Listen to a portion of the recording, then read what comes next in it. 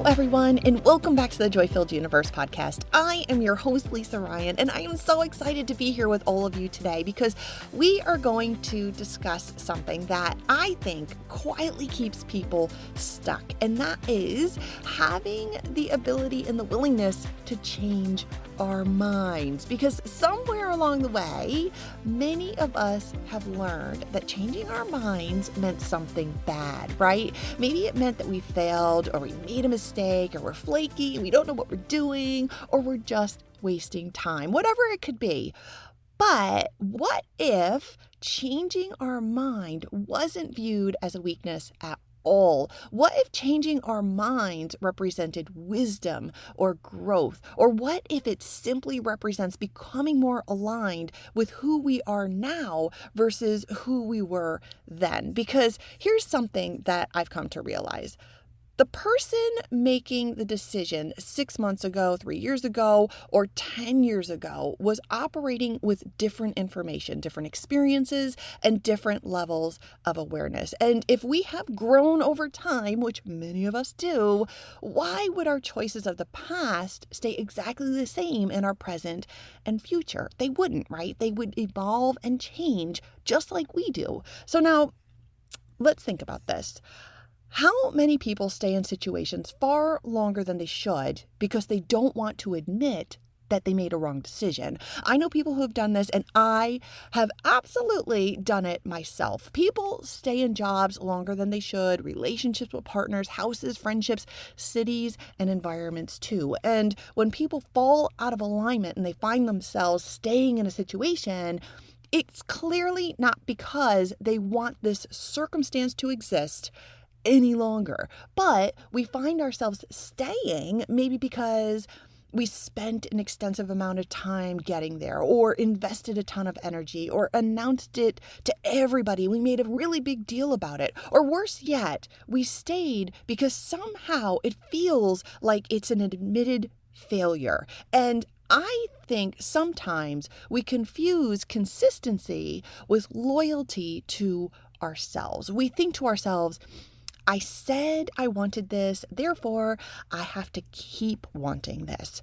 But we don't. We are allowed to evolve.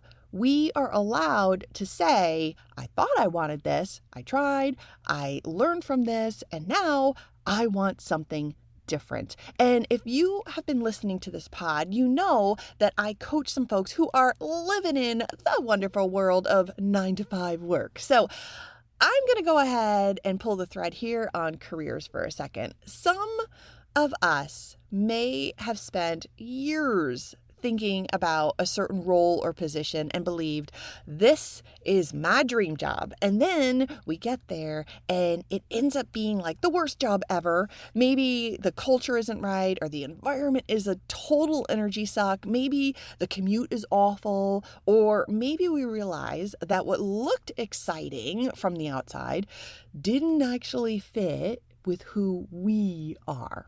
And the valuable perspective to have that can be very helpful at times like this is knowing that we didn't fail. We just collected data and we grew because we learned. And this happened to me. After finishing college, I became a project engineer working on multi-million-dollar construction projects, which I was very good at. Yes, absolutely, I was good at it. Did I enjoy it enough to spend my entire career doing it? Not even close. And changing my mind felt very scary because I had invested years of education and a lot of money into earning that degree. I worried about disappointing people. I worried about what others would think. And I worried that leaving meant I somehow failed. But looking back, none of that was true. That chapter of my life taught me project management, leadership, communication, problem solving, and how to work with people from all different walks of life. And those lessons still serve me today. So the experience wasn't wasted. It was preparation. And that's a perspective shift that can completely change our lives. Sometimes we don't fail. Sometimes we simply collect data. We discover what fits and we discover what doesn't fit. And the same thing happens in relationships. How many times have people convinced themselves, this is my special person. This has to work because my friends and family all adore this person.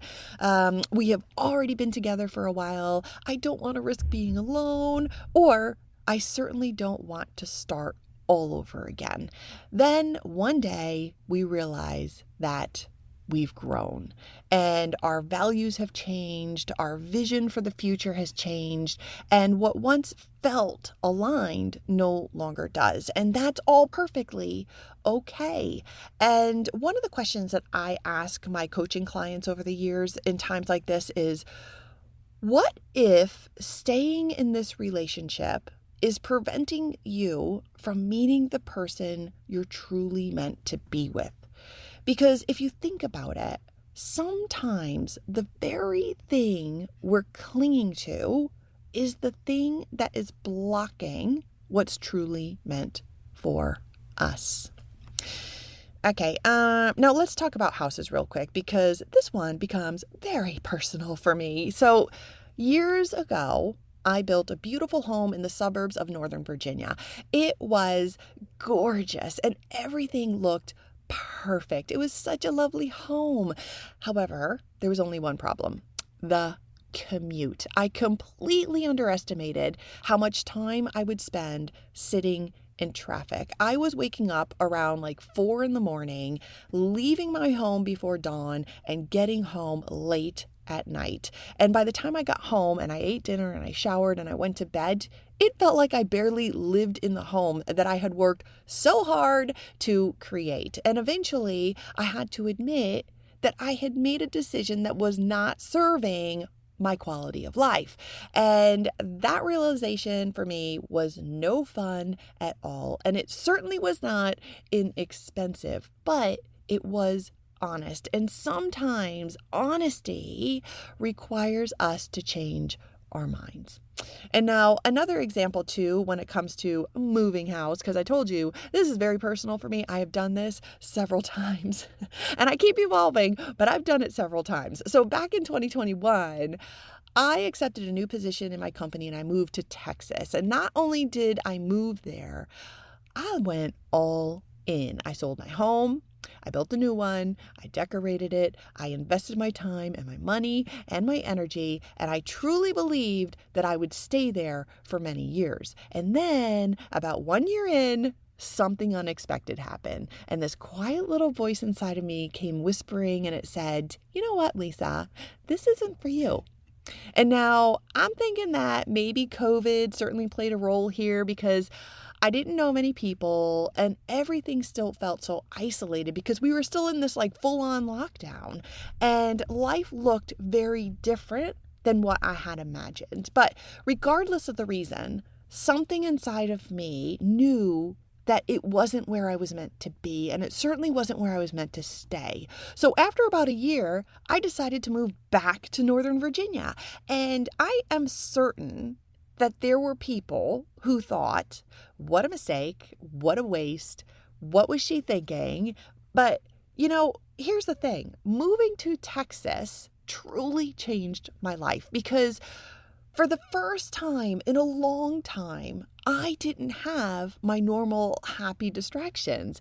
I had time on my hands to read and reflect and explore spirituality. I had time to study manifestation and energy and science and metaphysics and personal growth and development. And in fact, many of the ideas that now shape this podcast, they were all cultivated from that chapter of my life. So when moving to Texas, I think to myself, was it a mistake? And I'm going to say not even remotely, because not every decision is meant to be permanent. Some decisions exist to transform us. And when we look at life through that lens, every experience becomes valuable. Okay, so now before we get into some of the tools and techniques, I want to share something important. Not all decisions to change direction come from the same energy. Sometimes we're moving toward something, and sometimes we're running away from something. And when we're moving toward something, the energy often feels expansive, and there's curiosity and possibility, growth, alignment, and a ton of excitement, even if the decision, by the way, feels scary. But when we're running away from something, the energy can feel constrictive. We might be trying to escape discomfort or disappointment, conflict, fear, or uncertainty. And neither of these, I just want to say, are automatically right or wrong. Sometimes we absolutely need to leave a situation that isn't healthy for us. But it's often very helpful, regardless of whatever the catalyst may be. It's helpful for us to ask ourselves, am I moving towards something I genuinely want? Or am I simply trying to get away from something I don't want? Because whatever we fail to address often follows us. If we leave a relationship because we've grown, that's one thing. But if we leave because we are avoiding vulnerability, that pattern, that is very well may show up in relationships that come to us in our future. So same holds true for a job, right? If we leave a job because we're inspired by a new opportunity that may be coming to us, that's wonderful. But if we leave because we never learned how to, say, handle conflict, well, then that conflict may greet us in the next workplace too. So before making major decisions, try asking ourselves, what am I moving toward? What am I moving away from? And if the discomfort disappeared tomorrow, would I still want to make this change? And we can also ask ourselves, does this decision feel expansive or reactive? And am I doing this from a place of fear or from alignment? And what's really important to notice when we're asking ourselves all of these types of questions, it's important to pay attention not only to the answers, but pay attention to how we feel while we're answering. Our feelings often reveal truths that words cannot, and that is something that we definitely do not want to overlook. Okay, let's talk about some more tools. How about the powerful practice of stopping and asking ourselves, is this the right decision, right? We can ask ourselves that genuine question versus too much deep thought. It's a very clear black and white question. Is this right for me? Another thing we can say is, what is this teaching me? Because when we put it in that context, the question kind of changes everything, because suddenly nothing feels like it's wasted, right? The experience becomes a source of information for us, and the detours that we might take, they become a source of wisdom, and our chapters or the seasons of our life can contribute towards our growth. And now, speaking of this growth idea, which I absolutely love, let's talk about something that our minds love to do to us. And I call it the sunk cost trap. Our brains love saying things like, but I've already invested so much time, or I've already spent so much money, or I've already worked so hard. However, time already spent is not the reason to spend more time. And I'm going to say that one more time because I feel like I'm saying time 1,000 times. But time already spent is not a reason to spend more time. So imagine deciding to try a new recipe, right? We go out and we buy all of the ingredients. We spend hours cooking, we sit down to eat, and after 3 bites, we decide this tastes terrible. Do we then decide to force ourselves to eat the entire plate because we already invested so much time and money? Of course we don't. We don't do that. So why would we do this with years of our lives? Okay, now another technique is a journaling prompt that I love, and it is this. If fear of judgment didn't exist, what would I choose? because most of the time we aren't afraid of changing our minds. We're afraid of what other people might think about us for changing our minds. But guess what? This isn't their life. It's your life. And one of the greatest gifts that comes from trying something, learning from it, and choosing differently is clarity. And we gain discernment, and we build self-trust, and we learn who we truly are instead of who we thought we were supposed to be. And I'm just going to say that there is tremendous power in being able to say, I tried this honestly, I learned from it, and it's no longer aligned. This isn't weakness, friends. This is wisdom, because many people spend years staying in careers they've outgrown, relationships that they've outgrown, dreams that they've outgrown, and identities that they have also outgrown simply because they're afraid to change their direction. Growth, on the other hand, asks something very different of us. Growth asks us to trust ourselves. Growth asks us to honor what we've learned and asks us to evolve too, so that we no longer abandon ourselves just to remain consistent for others. Rather, we support ourselves in who we are becoming, because life is not a straight line. It's not a straight line. It is a series of turns and pivots and lessons and discoveries. And we don't need to punish ourselves for decisions that once felt right. We made the best decisions that we could with who we were in that point in time. And now maybe we are different, we're wiser, we're more aware, or maybe our soul is simply asking for something else. So if there's something in your life right now that isn't serving you, give yourself permission to say, thank you for what you've taught me. Thank you for how you've grown me. And now I'm ready for something different. Because changing our mind isn't failure, it's growth, and it's self-awareness, and it's courage, and it's self-trust too. And one of my very favorite things that I remind myself of all the time is there are no wrong decisions in life, because every single thing we do, everything we do is always serving our highest good.